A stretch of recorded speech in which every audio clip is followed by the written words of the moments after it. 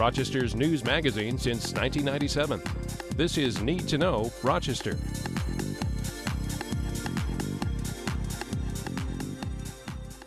Hello, and thanks for joining me for this edition of Need to Know Rochester. I'm Helene B. Hofer. One California school district is taking on student bullying, suicidal threats, and drug use, among other issues, through a pretty non-conventional source, social media. The district has hired an outside firm to track postings on Facebook and Twitter by its middle and high school students for 1 year.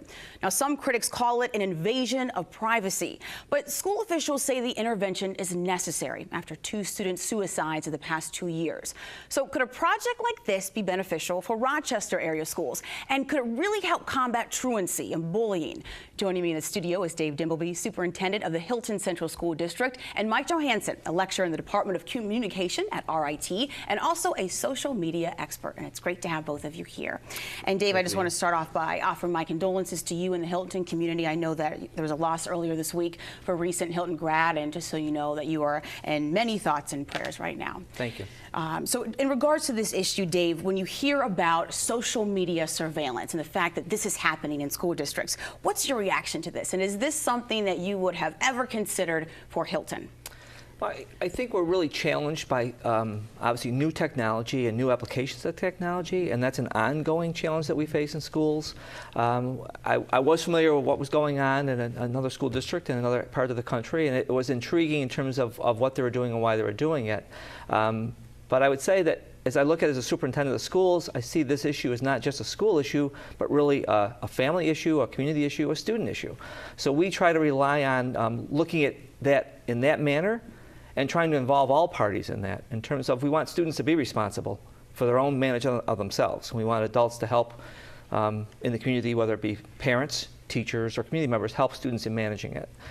At the same time, so we don't want to take that responsibility away from students. They need to see that responsibility. At the same time, we do have interests and concerns and needs to make sure that schools are safe and that students are safe. And sometimes we do use methods like social media to determine as a source of information, but it clearly isn't the only source of information we rely on. In fact, I would say to you that our most important source of information in schools are students, because they're having conversations with each other. And we tell students that if you're hearing something from a peer, or you're having feelings yourself, or you're hearing something that doesn't seem quite right, that you should be notifying a responsible adult, whether it's your parent or school, to address it. So I would be concerned about something like this. While it might be a useful tool, over-reliance on it may take away from other important individuals or needs as well.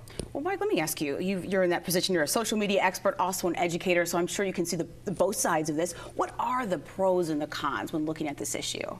Well, I think the pros are it is an insight. You can get an overall feeling of sentiment, if you like. But I think the cons are sort of, as we sort of was discussing earlier, it's a bit of a game of whack-a-mole, really. If you are monitoring 2 or 3 sites and students become aware of this, they'll just go to other sites.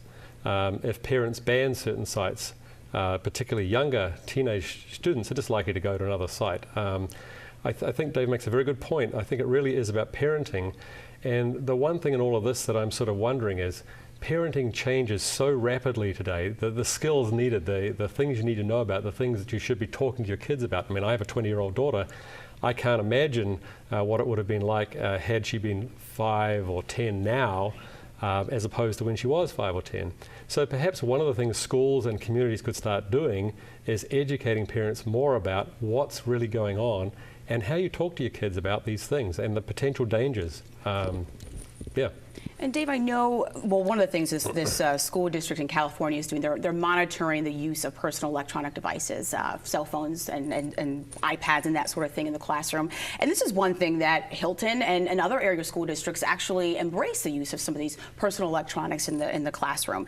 And so just tell me a little bit more about the social media policy, or if you have one at Hilton. I know one thing that was interesting, I heard you have a light, like a red light, green light, yellow light in each classroom, a poster, so students know when it's okay to use a device and when not to. So just tell us a little bit more about that. A few years ago, we moved away from a policy of off and away during the day, which is how the high school principal referred to it, as an acceptable use policy. And we moved to that because, first of all, our students most of our students have personal devices. 2 is we're an educational institution. We should be educating children on how to use those appropriately, older students, as opposed to saying that they're not to be used at all. So we moved to that acceptable use policy, and you referred to the kind of the stoplight, if you will, the red light, yellow light, green light. So in the school setting, in hallways, in cafeterias, in study halls, students are generally allowed to use their personal electronic devices appropriately.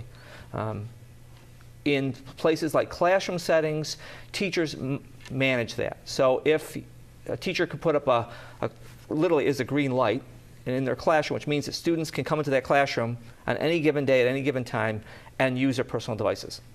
And quite often those teachers are using those personal devices as a learning tool in the classroom. Some teachers put up a yellow light, which means that there'll be days when we'll be using your personal device, there's days we're not, and I'll determine as a teacher when that will occur. And then we have some teachers who have a red light, which means that they don't, it's off and away in their classroom. So we have found that to be really very effective. What we also found was we surveyed students on that, and we found when we had off and away that 90% of our students were using their personal electronic device when it was off and away anyway. So we're forcing them to, kind of hide it. Right. And we found out that their number one person they were communicating to was their parent. So we thought the parents were obviously endorsing it from wherever they were. So we decided that we needed to make a shift. And what we found was it really turned out to be very positive and very advantageous.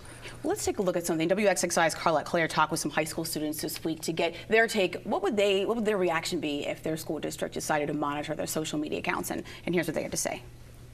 If your high school principal was to check your Facebook page or your Twitter accounts, tell us how you feel about that. I wouldn't really care because there's not a lot of personal stuff on there. There's just me just hanging out. There's not anything inappropriate that shouldn't be on there, because if it was, I wouldn't have it, because my mom checks my Facebook. I think that is invading people's privacy. Do you feel that it's okay if your principal was to? Why not? Because that's my personal space. That's where I meet. Nobody goes in my Facebook because it's my Facebook. I made it. Can you see in one way that it would be a good idea?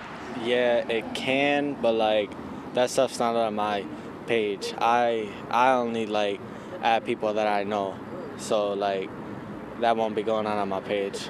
Well, helping out people that are being bullied to see if you're being bullied, like cyberbullied, or physical, or mental. Do you see a lot of negative activity or drug or cyberbullying happening on Facebook or Twitter? A lot of people are depressed about it. Some of my friends. So we heard from some of these kids, they see this as an invasion of privacy. Mike, I want to get your take on this. Do you think it is a violation of student privacy?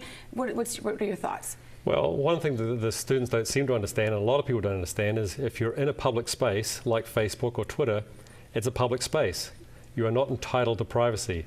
And I liked the young man there said, it's my Facebook, I created it. That's true, but you don't own it. And that's a big difference. And I'm quite impressed actually by the students who say they don't put inappropriate stuff up there, because that's one of the things I impress upon students all the time. If you don't want the world to see it, never put it up on a social media site anywhere, anytime, anyhow, because privacy settings can change, and they do. We've got 15 seconds left in terms of finding an effective way to combat this. What do you think a school district could do? I like Dave's point. I think the school district they need to do things that they have students talking to each other. They need students to feel open about coming to a teacher or a staff member when they hear or see things that are inappropriate.